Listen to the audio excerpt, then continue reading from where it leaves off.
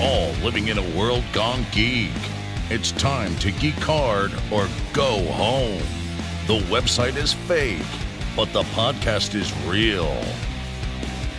Here's your host, Grounded Geek.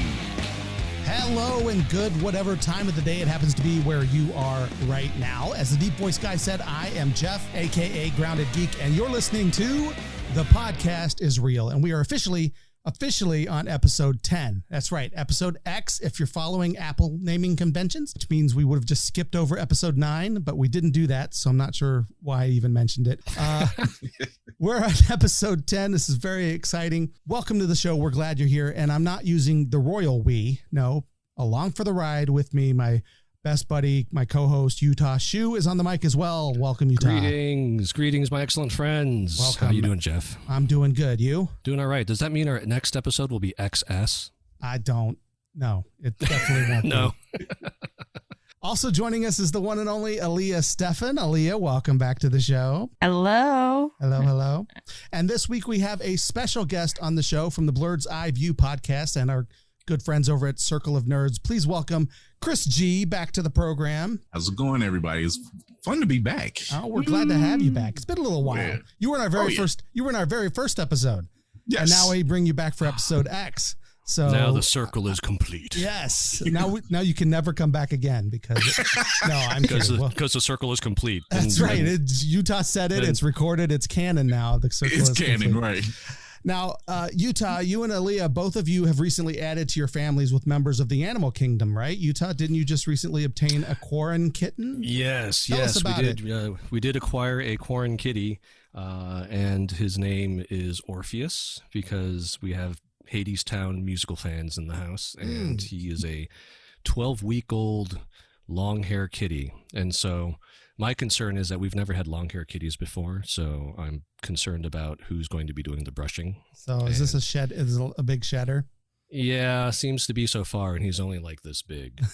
I love the picture you posted. It was adorable. He's so tiny and small. He's a cute little kitty, and so yes, I keep on telling people I'm the one that's cleaning the litter boxes, so somebody else needs to do the brushing. There you go. That's and I am not a big cat person, but I love kittens. Kittens are adorable. Kittens are adorable. Cats. Yes, they are. It depends on the cat. It depends on the cat. Some cats are great. Some cats are a-holes, as we know very well. So that means Garfield is somewhere in the middle. Exactly. Well, it depends. Are you Monday or lasagna? Exactly. Right.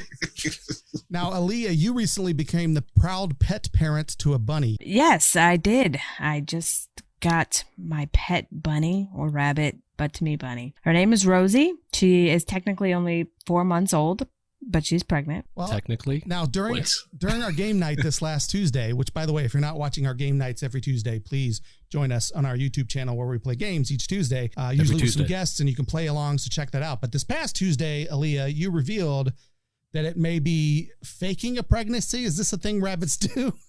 It is a thing that rabbits do, and I really can't tell you why, but it is a thing that they do. Is this an equivalent of a woman faking a headache? Whoa. First of all, are you insinuating that we do that? Because rumors abound, you know. But I also found out that they can, once they are already pregnant, they can get re-pregnant. Oh my gosh. Well, that is, I guess that's wild. How they have such large litters, right? Yeah, that is. They can have up to 15 in a litter. That's 15? crazy. Mm-hmm. I'm trying to figure out why a rabbit would fake a pregnancy, though. Like, I know why an adult would do it, but I'm going to guess because they get pregnant again. Yeah, right. Evolutionarily, whatever it is, like, what is the purpose of the rabbit pretending to be pregnant? I mean, like in the animal kingdom world, it may be because so they can't get re-pregnant, as Aaliyah saying. To give the bunny a break. Maybe. It's like, hey. A bunny break. I'm pregnant. As the technical term. That is wild. As well. Like Googled it. Okay. And I don't know if I can say what it is on air, but I will. Why is it? Well, why wouldn't you be able to say it? No, it just says false pregnancies can be triggered by the mounting behavior of a castrated male. So there you go. Or another female just like in an attempt to establish dominance. Okay. So it's like, look, I'm pregnant. Leave me alone. That's basically it's almost exactly what you said, Chris. Yeah, it is actually. It is actually almost exactly what you said, Chris. I need some space. I'm pregnant. That's what the rabbit is animal saying. kingdom and the human world. That's crazy. Working hand in hand. I resent that. That is amazing. So, And Chris, rightfully so, Aaliyah. Chris, did you guys add any pets to the household over the pandemic? No, we haven't. They're trying to add a kitten. I'm like, we have 2 dogs and a turtle right now. Yeah, I'm sure the turtle is in is what? Are they just like posting little pictures of kittens everywhere? Just to not so subtly hint. They're just like, can we? I don't know. Dogs, I hear you. Yeah, I'm a dog man. We haven't had any new pets to our household this quarantine season either. We had a kid move out and get his own place. So that was so now we exact have opposite. Yeah, exactly. We actually have people leaving the house over this time, but that's a milestone. So very excited and very proud of him. But no new pets, just crazy old Benny, our Bichon Frise, and George the leopard gecko. Nothing new to report on the pet front. But sounds like a rock band. I will say Bichon Frise and George the leopard gecko. Yeah. Right. Dibs on the band name. But you keep it tuned right here. We will keep you updated on the pregnancy status of Rosie the bunny, because this is an ongoing story that we are going to have to keep track of. But for now, let's get this show going. It's time for This Week in Geek. That's right. This is the time we dig through some cool news of the past week and get some commentary and insight on it from the panel. So let's get right to it. Number 1. Literally, this was just announced today. The biggest new show of last year, in my humble opinion, was The Mandalorian. It was the very first live-action Star Wars episodic television show, which follows the adventures of a dedicated Mandalorian bounty hunter and the child, which people have given the misnomer Baby Yoda. It's just a fantastic show, really great. It's coming back, which we knew, of course, but now we know when. Officially, October 30th, new episodes from season 2 will begin dropping weekly on Disney+. I have spoken. Utah.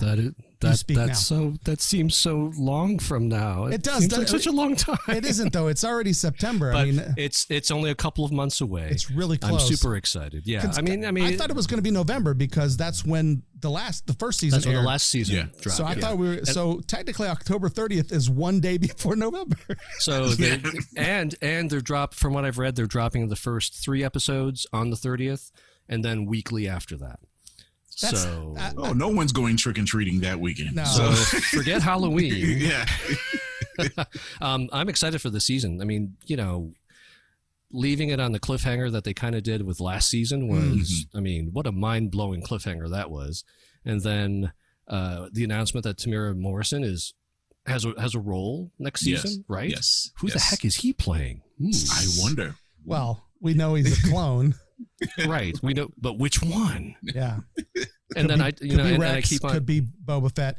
Could be anybody. Considering that Ahsoka is supposed to be in this season as well, That's right. My votes, my money's on Captain Rex. It's not Boba Fett. No, I think you're right, because they were together at the end of Clone Wars, and I'm crossing my fingers for Fennec Ming-Na Wen to come back, because I thought that her little bit of time in that one episode was just a waste of an incredible talent. Yeah, she can't be dead. That was ridiculous, and that's a spoiler. I refuse to take that. I refuse to swallow that. Yeah, and admittedly, she was one of my first screen crushes from ER, so I'm a little biased. There's talks of Katie Sackhoff possibly reprising her role from Clone Wars as well. Yes, that's right. She is going to reprise her role. And so there's lots of things going on this season that I think are going to be very interesting. Never mind the whole dynamic of the Mandalorian is now like a single father, right? He is now exactly right. he's now charged with this child of Yoda's race, and so what is he going to do? Is he just going to bounce around in his Razor Crest, just doing things with a little kid as a sidekick, or it's like BJ and the Bear? That's exactly what it is. Well, if you're not watching Disney Gallery, The Mandalorian also, which is also on Disney Plus, that was a great series. You're missing out. Yes. It's amazing behind the scenes stuff. There are some groundbreaking visual effects work going into this show. Yes, it is. And it's fascinating stuff. And this show is clearly being made by fans. That's the key to its success, I believe. Favreau and Filoni are kind of show running this, and every director they've pulled that they've interviewed on this show, you can just tell that they love being a part of this and crafting the show. It's superb. Frankly, it's better than any of the new era Star Wars trilogy combined, in my opinion. Easily better than the movies. I was going to say, I want to be a director because I want to get a part in the Star Wars show, because the three of the directors got to be those X-wing fighters pilots. One heist episode, which I thought was cool. Yeah, just seeing the scene or the episode where they're talking about how they did the Razor Crest and that whole green room and this whole virtual room tech that they're using. Oh my God, that was beautiful. I'm like, I want that in my basement. Yeah, right. Number two. That's right. CBS All Access this week announced, actually just yesterday, that Star Trek Discovery will have 2 new characters, one who is transgender and one who is non-binary. Trans Asian American actor Ian Alexander will play Gray, a trans man who has spent his entire life as a Trill, planning to be a host for a symbiotic alien species that lives in different hosts over its lifetime. And then non-binary newcomer Blue DeBarrio will play Adira, a non-binary character who bonds with Lieutenant Commander Paul Stamets and Dr. Hugh Culber, who, if you recall, are the first same-sex couple in the Star Trek universe. Now, there's some backlash, of course, and some people are also even saying that, not the first non-binary or trans character, because if you recall, I'm going to bring out my geek cred here. In the Next Generation episode, The Outcast from season 4, there was a race called the Janai who were androgynous and were both male and female. They didn't identify as male or female because they were considered asexual. But, of course, when you have Riker involved, one of the Janai named Soren got to know Riker and admitted that she was attracted to him.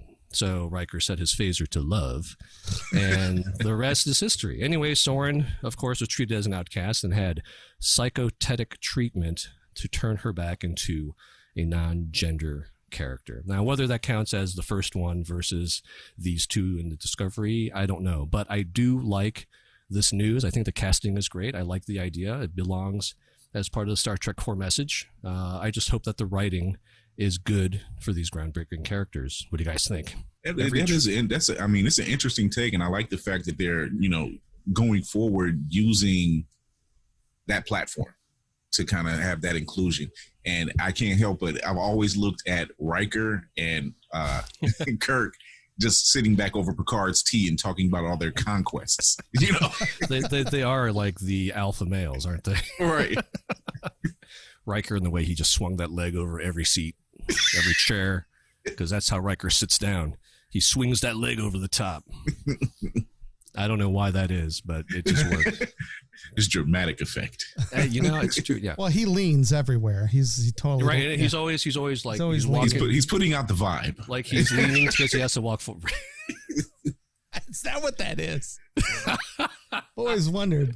I never thought of it that way, but you're right, Chris. That's absolutely correct. So even putting out the vibe. Even if these characters that you mentioned were these 2 new characters, these are recurring characters, right? So that's different. Yeah. So if anything, just some race that they came across that exactly. So toyed with the idea. This is actually a recurring character we're going to develop and get to know. Yep, exactly. Not just one episode. They're going to be throughout the season. Yeah, and the fact that they cast an actual trans man and an actual non-binary actor for these characters also says something about what they're trying to do too. Moving forward, yeah, I like it. Number 3. All right. So 6 years ago in 2014, The Fault in Our Stars director Josh Boone decided to take on a new venture, The New Mutants. The comic book spinoff was originally created by Chris Claremont and Bill Sienkiewicz, titled New Mutants. Boone was eager to showcase his abilities, so he commissioned his friend Nat Lee to create a new comic illustrating the potential of the New Mutants.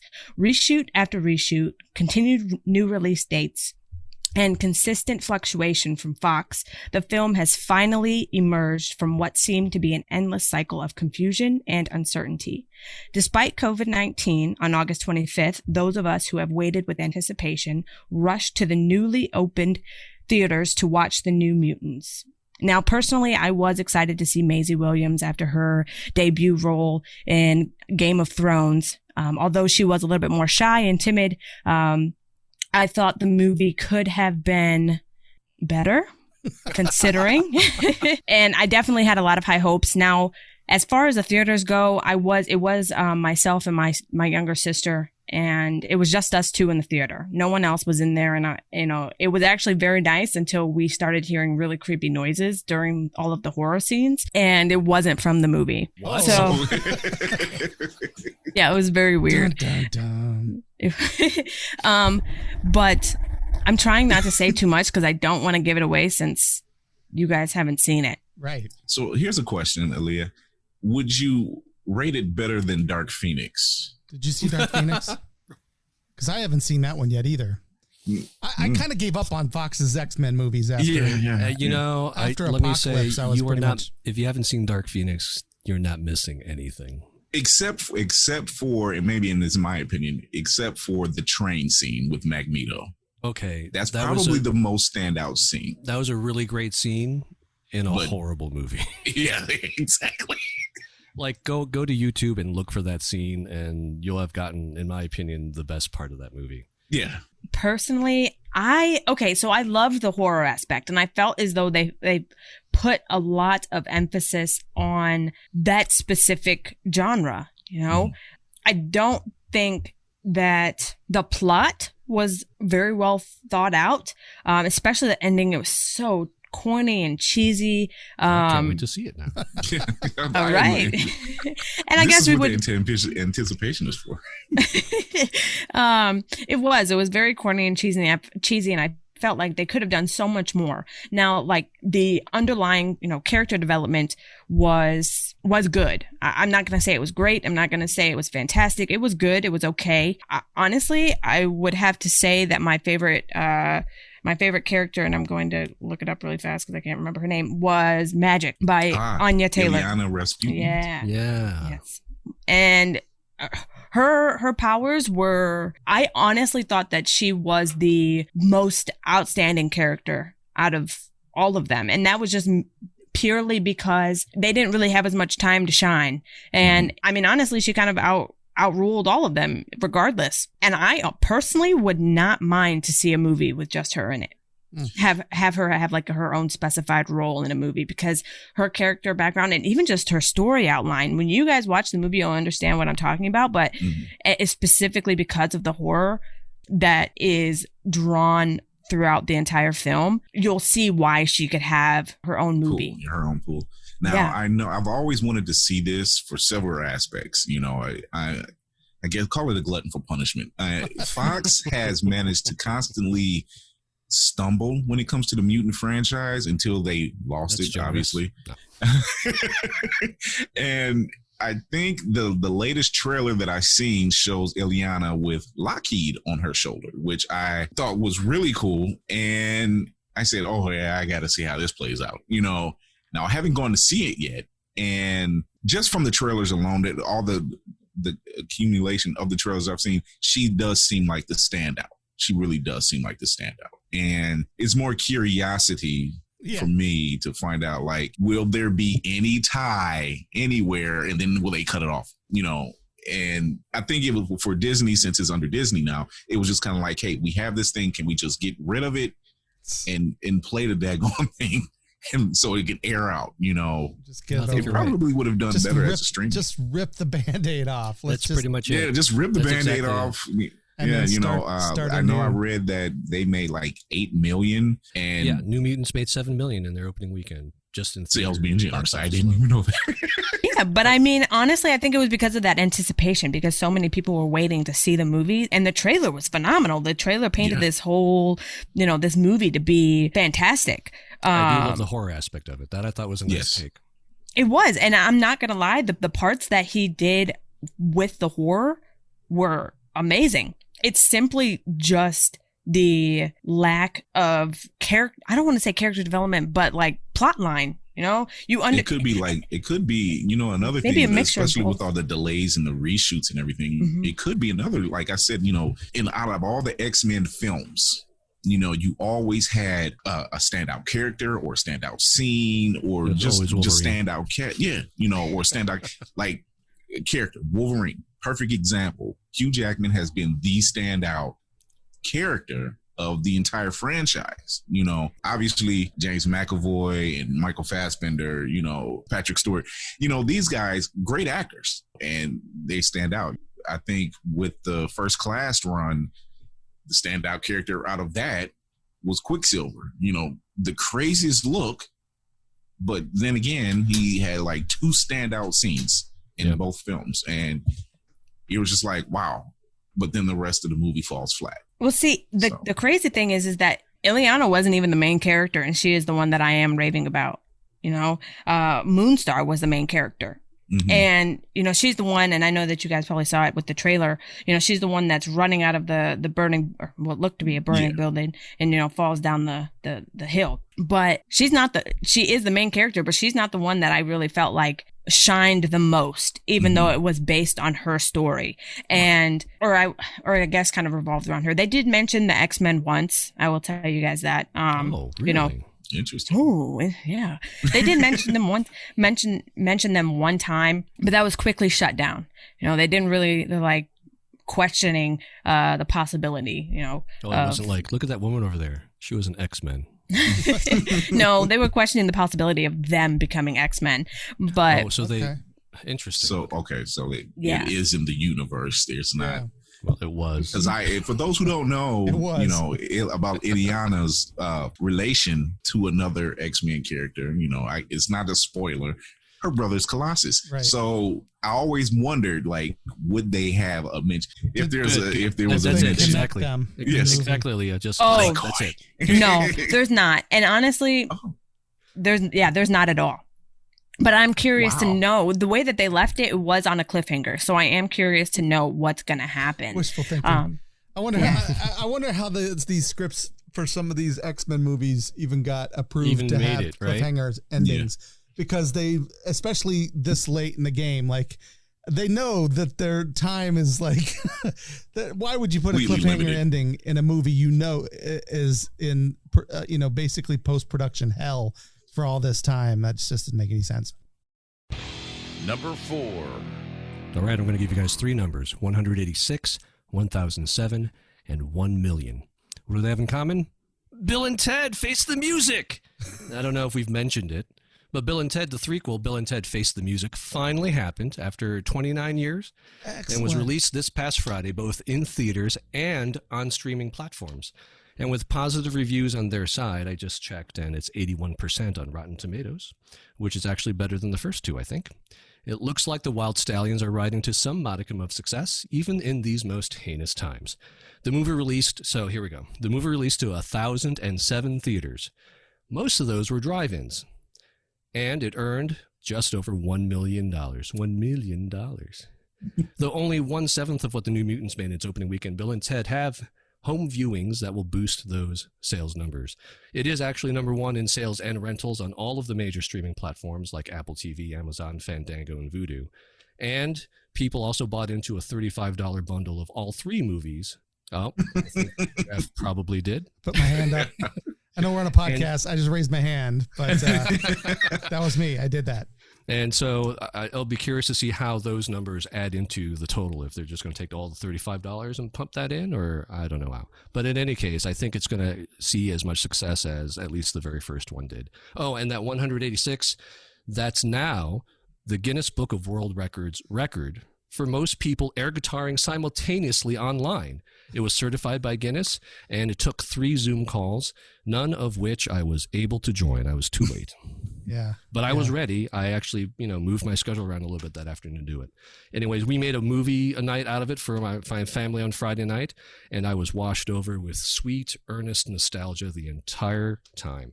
I thought the ending was a little hokey, and I thought Samara Weaving wasn't as good at capturing Bill as Bridget Lundy Payne was at capturing Ted as their daughters.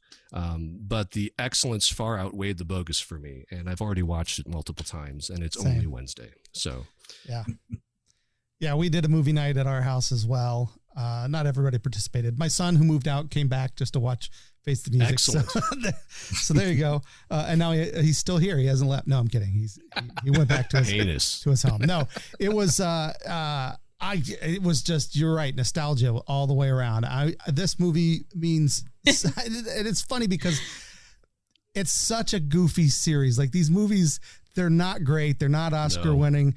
There's lots of problems with them, but overall, they're just so, these two characters are just so innocent, naive. They're earnest, they're joyful, they're happy. It just all of that, there's something about the way Alex Winter and Keanu Reeves have played these characters through the movies that came before that just made me want to see this so bad. Me want to see them, and there were talk for the last couple decades of rebooting, and I'm like, first of all, you can't reboot it because those guys don't exist in this time. Like we don't have those kind of that vibes. You don't have those kind of people like, in it. Yeah, you'd have to base it on youth of today, right, or something, and which just make a different movie. Don't reboot it. And it worried me for years that was going to be the case. And then when they finally announced that they were working on this, I was so excited. I'm also very happy with William Sadler coming back as Death. I thought those scenes with the three of them, it was just like. It was so great. It was so good to see all of them together. I haven't seen the film yet, and I plan on doing it pretty soon in the next couple of days. But I think to answer what you were saying, Jeff, that their naivete, they just look at, like in Bogus Journey, these guys died and in Bogus Journey, and yet they just seemed, they were bummed, but they weren't that bummed. They're just like, they're like, well, okay. This is what we're dealing with now. Right, they just kind of like let it roll off their back, and I think that was like the part of the nostalgia is these guys just always see the brighter side of stuff. Like, it's no fantastic. matter what, they just do, and it was great. That's a sentiment that's missing in a lot of movies. There's a lot of cynicism and all that kind of stuff, and this movie is not that. This movie is just fun and silly and goofy. It's really definitely exactly what I needed at a time like this. It's just one of those sweet, happy. Entertainments that just kind of lifts the spirit a bit.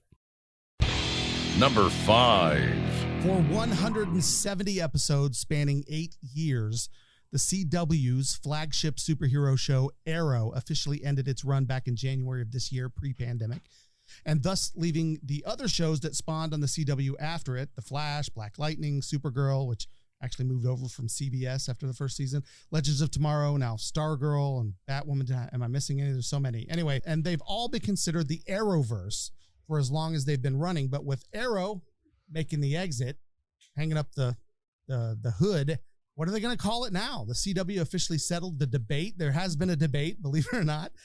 In fact, Stephen Amell chimed in. Green Arrow himself had been arguing the Berlantiverse, which is the name of the producer. Yeah. But in a trailer dropped this week, they officially named it the CW verse and gave us our first real tease of the newest addition to the verse, Superman and Lois. Superman and Lois. With sons, apparently, if you watch this trailer. Did you catch that? I was trying to figure that part out. I guess I'll just have to watch the CW verse. The W and the V next to each other are really going to hurt my eyes every time I watch it. But hey, you know what? Good for the CW. I think it makes sense because when you call a verse after a show that's no longer around. It was probably wrong to call it that from the start. It was probably wrong to call it the Arrowverse in the first place. But I'll be honest, all these other shows they probably didn't know. Right, they probably didn't know or think that there were going to be that many shows that spun off basically off of Arrow. So yeah, good for them. I think it makes sense. Branding is pretty important nowadays, and if they want to, and it's a good way to kind of separate the TV DC universe from the DC movie universe, which sort of exists but doesn't exist in the same way that the Marvel Cinematic Universe exists. Right. So I think that makes sense. I like it. I like it better than Berlantiverse. I originally thought that Steve was going to say they should call it the Amelverse because he was the one that started it all. But but he's not in it anymore. So good for them. It's probably me. I would have said the Flash verse. It's still running around. So that was not a pun on words. Yes, it was. Yes, it was. But I think CW verse works. They just keep adding to it. I still remember in one of the many crossovers they've had so far that I remember Stephen Amell saying they did a full cast photo. And he says, this is the most leather I've ever seen in one picture. Okay, that's hilarious. And they do. They just seem to get bigger and bigger. And like you said, I don't think they were expecting to grow to this level. I don't think they've seen that coming. They probably said, okay, yeah, we can do Arrow, we can do Flash, and then we'll do DC Legends, but they didn't know they were spin off into this and do this other show, and then Black Lightning gets brought in, then Supergirl. I love Black Lightning. Oh yeah, it's a beautiful show. Supergirl gets brought in from CBS, and it just worked. It grew its own legs, and I'm okay with it being called CW verse. They probably couldn't call it DC verse. No. Well, I mean, there were a lot of people who were calling it the DC TV verse, extended DC TV EU, that or the other, but then it was getting confused with the movies, which aren't called the DC Extended Universe either. So I don't know why anybody was confusing them. It's just And if anybody's creating the confusion, it's DC for doing this and having everything separated. Right. They're trying to separate something from something that doesn't exist, and therefore, all they are left with is multiverse. Just roll with it, and I just cradle it like a baby. Right. I just hope that the CW doesn't go anywhere, because then they're going to be screwed and have to rename the verse again. Right. Yeah. It'll go back to being the WB verse. The WB, and they'll bring the frog back. Yeah. Exactly. There you go. I'm all for that. So then he gets his own show.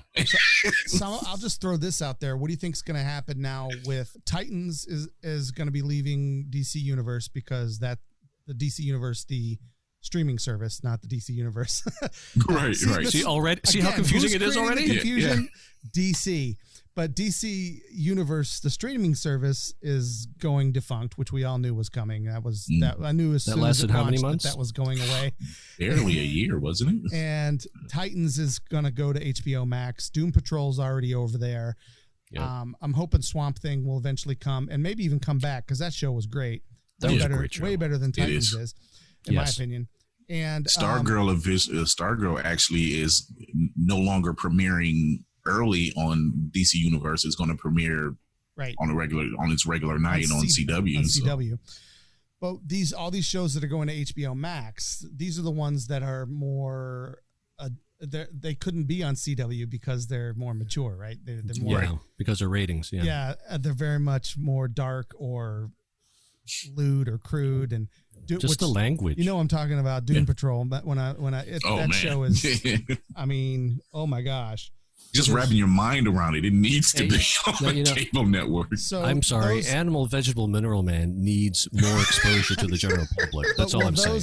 But those can't be part. Like, will we ever see those characters cross over into CW? Yeah, I don't think so. Yeah, no, because just the one crossover this past season. That was it. So therefore, what do we call the HBO Max Max verse? The HBO Max verse? HBO Max verse. because I'm going to throw a wrench in it. Batwoman is over there now too, but she's airing on CW. She's part of the CW verse. So she's wait. So are the new episodes going to premiere on HBO Max as well? Or are they going to be over? I think it's still on the CW. Look, that's what I heard at least. Okay. So yeah, that is kind of a conundrum, because then Batwoman becomes one of each. I think the CW shows can go to HBO Max. So HBO Max would be like the syndication of eventually, like like right now they all go to Netflix, and Netflix has this for who knows how long. DC's got me so confused. I don't even know what network DC got you all confused. DC. Anyway, no, you know what? I think HBO Max, the verse will be called the CW syndication verse on HBO Max. There it is. Well, that's it for our first segment of the show. When we come back, we're going to discuss the big news of this past week, which is unfortunate passing of the supremely talented young man, Chadwick Boseman, and what his legacy of films has meant, and as well as the future of the role personified on film Black Panther. Don't go away. Hey, everybody. We hope you're enjoying The Podcast is Real, which is the official podcast here at World Gone Geek. We hope you enjoy the website, worldgonegeek.com, which is a parody and satire site of pop culture news. We really enjoy doing it, so we hope that you enjoy reading it and listening to the podcast. But many of you have asked, how can you help? What can you do to support the podcast? Well, most importantly, spread the word. Let people know what's going on. Follow us on Facebook. follow us on Twitter, follow us on Instagram, share the tweets, share the posts, share the grams, whatever. All of those things go a long way in letting people know that we're here. People jump on these things and listen to podcasts mostly via word of mouth. So tell people what we're doing. We'd love that. Another way you can support us is by, in your favorite podcast app, find a way to give us a review. Give us 5 stars, tell people that you like what we're talking about, whatever. But if you were to vote, especially on Apple Podcasts and on Spotify, if you were just to click those favorite buttons or those stars, that would be huge. It helps us rise up the list. It helps us be noticed by more people, and therefore more people will start to listen. And finally, if you'd like to get involved in a really concrete way, we do have a Patreon account, patreon.com/worldgonegeek. We have several tiers there where you can actually support the podcast financially, even as low as $2 a month. Did you know that if we ended up with 10 patrons at just $2 a month, that would help pay for one of the hosting costs for one of the things that we're doing here? So we would love it if you'd be able to do that. We totally understand if you can't. There's plenty of other ways to help, as I said before. But I do want to let you guys know about the Patreon account, because right now this would be a sponsor break and we don't have any sponsors yet because we just got started. We're just getting rolling. Once we have a lot more listeners and a lot more of a following, we could maybe look into that. But in the meantime, we'd love to have your support in all the ways that I just described. If there's any of those things that you feel in your heart that you would like to do to be a part of the show, we'd appreciate it. Most importantly, though, I am so glad that you are listening. Thank you. Thank you for downloading this podcast and listening, because that means the world to me. We're not just talking out into the air, that there are people on the other end actually appreciating what we do. Thanks so much for being there. Let's get back to the show.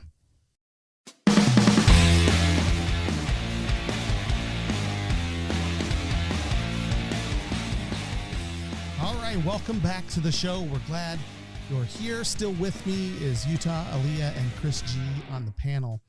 And we're going to break it down now and talk a little bit about a major loss. The world lost a brilliant actor this past week. As a young man, he made his mark mostly in TV. And then 7 years ago, just 7 years ago, he hit the big screen as baseball legend Jackie Robinson in 42.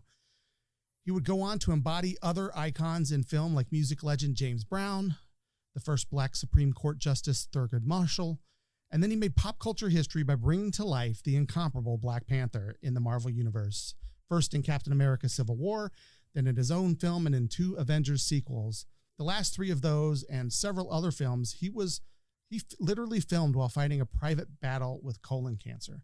And on August 28th, he lost that battle, and we lost a hero. Now, Chris, I know that you are a huge Black Panther fan, probably the biggest one I know. Yes. Tell us. Hence my background. If anyone could see what we're looking at, I'm going to take a screenshot really quick. Hold on. Boom. I just took a screenshot. As we look at the posters and the helmets behind him. Yeah. Yes, the helmets and that's just a fraction. It's just a fraction of what I got. So tell us a little bit about what went through your mind when you heard this news. Several things. It was heartbreaking, number one. It was disbelief. You know, considering what we're dealing with in 2020, it has been a rough year for everyone.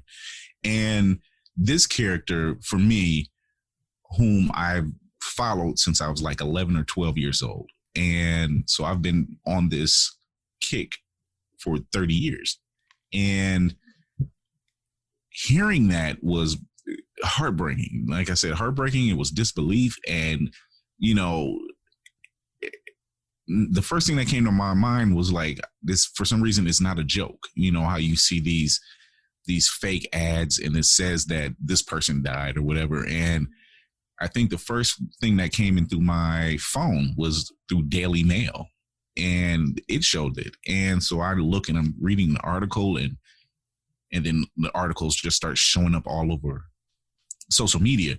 And for me, for a character, and mind you, he wasn't the first Black superhero on screen, but for me, he was the first Black, very positive character that they show him in the light that they show him in. You know, there wasn't any negativity surrounding him except for what goes on during the storyline. And it really hurt because you had generations of children who seen a king number one, and then he's a hero on top of that. And to know that Chadwick found out about this just 4 years ago, and the body of work that he put in, let's go back. He was in Civil War. He was in Marshall. He was in The Five Bloods, which is on Netflix.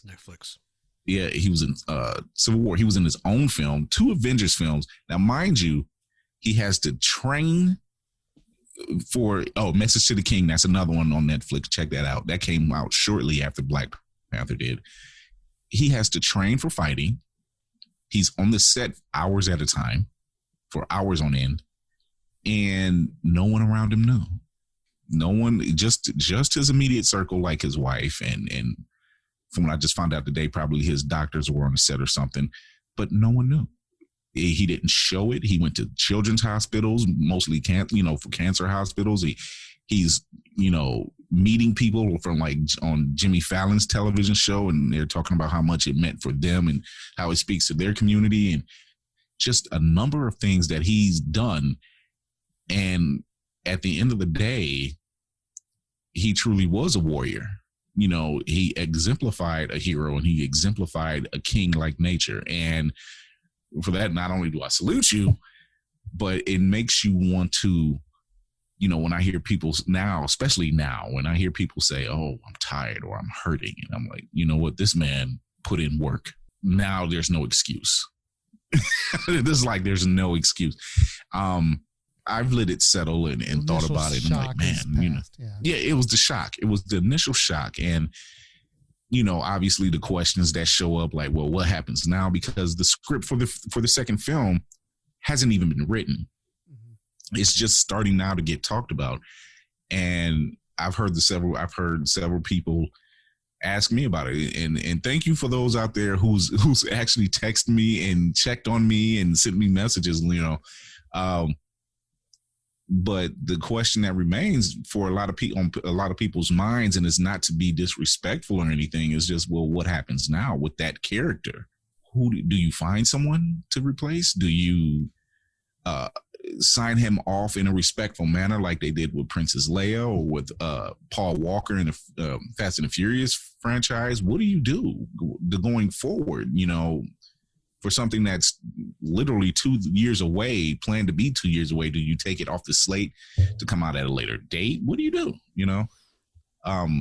Those kind of questions do come up, or have been coming up. What happened? Where do we go from here? Do we replace the character? Do we allow his sister to take the role, which has happened in the books? Do we, you just can't write it off completely. Unfortunately, it's a business move, so it's questionable what they do next. I've had my thought on who I think could be a pretty good pick. I spoke with my sister, who's also a big fan. And I said, well, at the time, Chadwick Boseman, he was virtually unknown, but he's been in some really good roles. And I said, well, if they had to pick, in my personal opinion, if they had to pick, I always said John David Washington, who's Denzel Washington's son. Closely resembles him, virtually unknown. Been in 2 fantastic movies so far that I've seen under strong directors. But once again, too soon to say. Personally, I find that. The first thought that you have is just like, he's so young. Like, this doesn't make any sense. And to know everything that he's been doing for the last 4 years, and then to find out that he's been battling cancer this whole time is sort of mind blowing. And as someone, my daughter's battled cancer this year and has gone through chemotherapy. I can't even imagine, especially, and he was in stage 3 and stage 4. This was, it had just progressed to stage 4, which is why he passed away. But stage, 3, and my mind is blown that this was even a thing. And again, at his young age, to 43, to have passed away is just, it's kind of a punch to the gut. But then eventually your thoughts do go to, well, what about all these kids who looked up to him as Black Panther? Now it's like he he fulfilled this role that, well, not just kids, obviously, adults like yourself who grew up with this character. Yeah. But now there's a whole generation of kids right now where he is the Black Panther to them.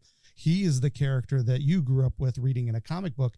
Some of these kids will never read those comic books. They're just going to see this movie and see the Avengers and where he, is part of that team. And I'm like, what will they do? And I feel like, the first thing they always seem to do, at least in the past, is that they just recast a character. Right. Mm-hmm. And I feel like that it almost feels wrong to recast. It does. This character. It does. I agree. It's almost like saying, I mean, it's not saying this, but it feels like it's saying, great job, Chadwick, but you're replaceable.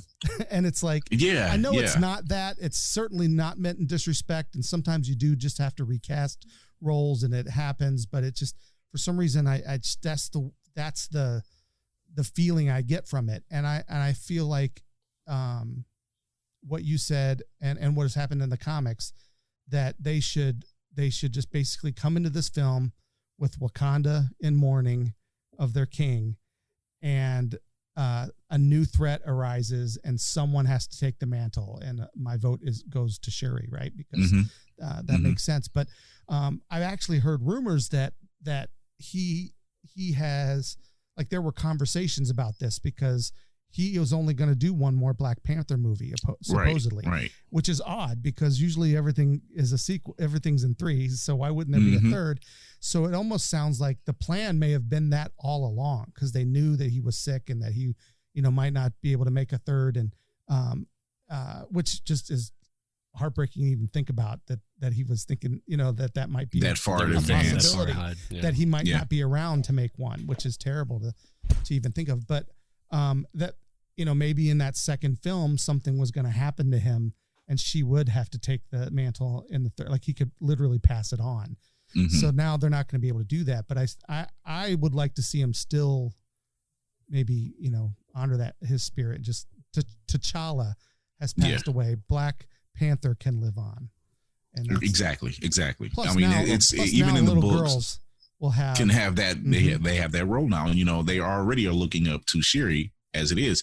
And like I said, in the books, something happens, when he's facing off with Doom and he's incapacitated for a while. So his sister takes on the role, and she held the role quite well for quite a while. Yeah. And I would love for them to do that, because he did not have a contract signing after the second Black Panther film. He didn't have a contract signing. And it makes me think that he knew, obviously he knew, but I think that played a part, and he probably was able to, let's figure out something, and let's start gearing it. We had him for these few films, but let's start gearing him over to the sister to take over the role, and that creates a whole new generation, like you said, Jeff, of females or young girls saying, okay, it's not just Wonder Woman now, we have Shuri, to look up to. And it just, everybody's happy, to give him a proper send off, whether Marvel has plans for that, we don't know, because Marvel and Disney, they plan these things years in advance. Sure. And we don't know what the actual blueprint is, but we can only hope that, there can be, if they have to make slight changes, and let's hope they're just slight, opposed to just, we might want to move this off the slate for a while longer in order to address it in a correct manner, i.e. Princess Leia. Right. They just so managed to have, we shot extra scenes so we can use some of that extra footage and we can give her the proper send off, which that's still heartbreaking, in itself. But yeah, I hope they have a way around it. It's like, you don't want to make it sound so disrespectful that you're already talking about this, but it's like the elephant that's in the room. People are looking forward to it. They're like, I think he had 7 I think he was signed up for 7 appearances, maybe 9, somewhere along there, that line. And I know he's done at least 4 already. Right. So that means of the 3, if it's 7, then that means of the 3 that's left, one of them was the sequel. So that means he would have been 2 other maybe Avengers movies. Right. So, I mean, it's unfortunate. It was a rough weekend for a lot of people. I mean, seeing some of the children online who are putting up pictures and they're doing the pictures salute of their action figures. And they're giving him the burial salute, and which is absolutely beautiful. But I think the one that stood out the most was seeing a young kid, and he had the one tear shedding out his eye, and he had to salute, and he had his action figures around him. And it was like, oh God, it's so heartbreaking. But then you look back at everything he's done. I'm seeing clips that I've seen before, but I'm seeing clips now. Like there was a clip where they were doing the press junket with he was with Denai Guerra, and I believe it was Letitia Wright, and he was talking about visiting a children's hospital where 2 children had terminal cancer, and right. The Sirius XM interview. Yeah, and they wanted to see this movie so bad, but they didn't make it, and he broke down crying. And now to see that interview again, it has that much more depth to it, because now you're like, I wonder if he was thinking about his own time that's left as well, knowing that this is getting ready to happen. And like they show him at the MTV Movie Awards, and he accepts an award. I think it was for Best Hero of the Year or something like that. And he gives it to a gentleman in the audience who had in real life had stopped a gunman at a Waffle House and wrestled a gunman and saved lives. And he gave him his award. And it was not pre-planned. It was completely out of the blue. And it's like the man was doing something. He was laying his mark on the world literally before he left. And for the short time that he was here, he gave so much great work behind the screen, or behind the camera and in front of the camera. And it's an unfortunate thing. It also brings to light for a lot of African American men, to have their prostates and their colons checked. It just, don't wait. Do not wait. So yeah. No, it's true. I mean, it was a shock to everybody, right? And the reaction of everyone around the world, of different creeds, different colors, different backgrounds, certainly speaks volumes to the effect that Chadwick Boseman had on the people that he worked with, on people that saw his work. Seeing all the little kids doing their thing with the action figures, seeing him visiting St. Jude's and making children with cancer smile and be happy and be joyful for even a brief moment. And then, like you said, Chris, looking back on all of these different moments and now knowing that he was fighting his own battle with cancer just makes it that much, just elevates everything that much more.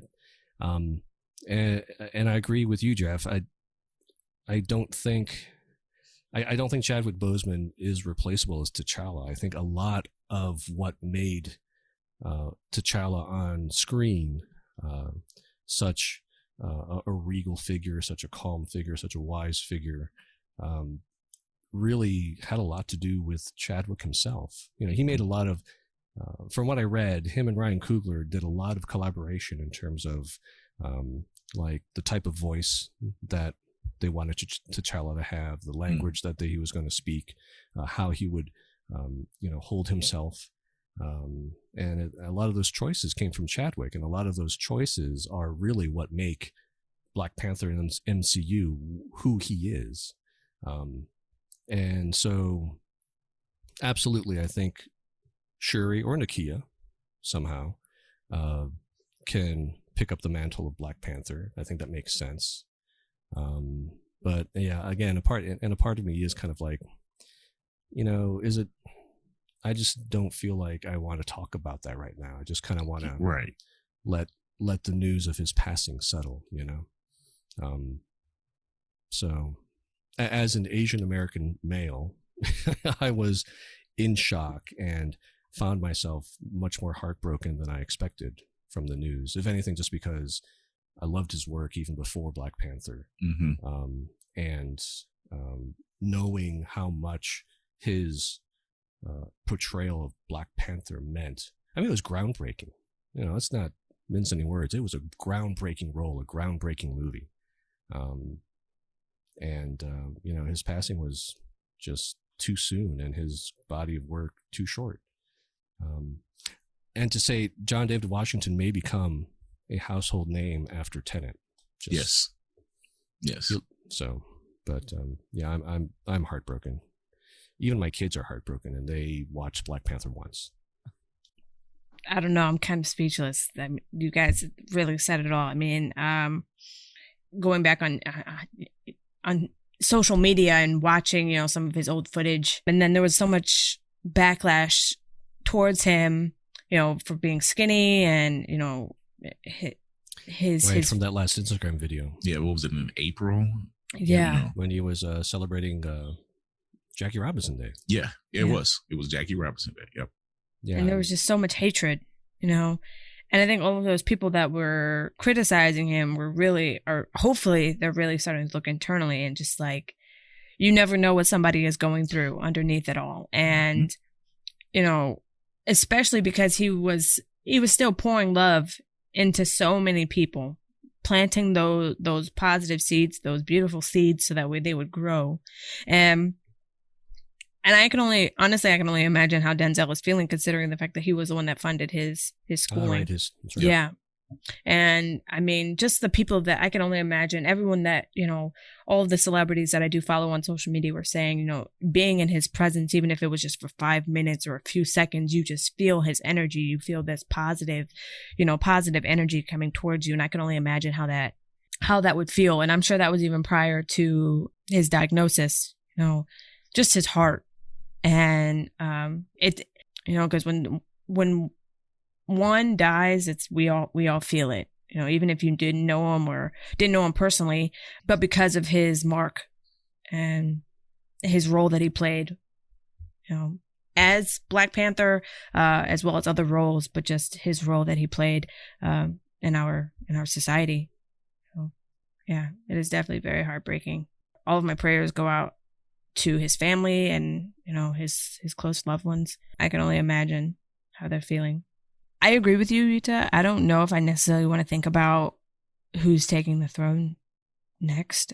I definitely just want this moment to I don't want them to forget. You know how when someone passes, it just time slowly rolls by and, you know, act like nothing kind of happened. I want this to kind of linger a little bit. Because of the work that he's done. I don't want it to be pushed forward so fast that we're just now focused on who's going to take the next place. Mm-hmm. And I get that at some point it's going to have to come up, but right now I really just want those that are mourning to mourn and those that are grieving to grieve, and just take this time to remember who he is, who, you know, his heart. If I was to say, I would like to see Shuri take that place. Yeah. I think that's only right. And here's another piece of that another bit of weirdness to that, I guess, is he passed on Jack Kirby's birthday, which is Black Panther's co-creator. Right. That's true. And it was so weird. I'm like, wow, you know. So we will remember Chadwick. He will forever be T'Challa as far as I'm concerned. Obviously it's rough. We'll never be able. There's still another movie coming out that Ma Rainey's Black Bottom is coming out. Is that on Netflix? That one's being released on Netflix. Yeah. Yeah. So he left an indelible mark. He worked with a lot of great actors. Yep. Yeah. He definitely left a legacy, some great films, some great performances.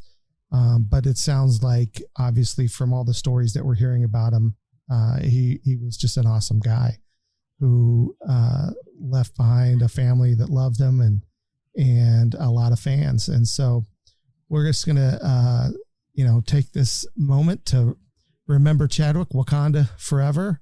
And we will end our show for this week. I want to thank our special guest, Chris G. You can hear Chris on his own podcast, Blerd's Eye View, and on the Circle of Nerds podcast, Nerds on Ice, which we actually broadcast live on Friday evenings. Right? Yeah, we broadcast live every Friday on Facebook at 8:30. Or on Facebook, not on YouTube. Okay.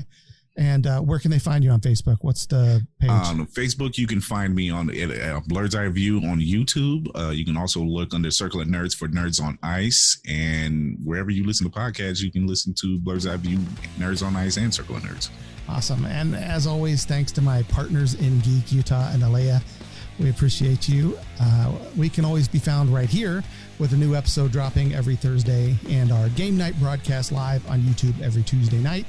For more information, please make sure to follow us on World Gone Geek on Facebook, Twitter, Instagram, all the normal places you might find. And if you'd like to help support the shows and help us make more content, please be sure to check out our Patreon page at patreon.com/worldgonegeek. This has been The Podcast is Real. Be well and be excellent to each other. The Podcast is Real is a World Gone Geek production.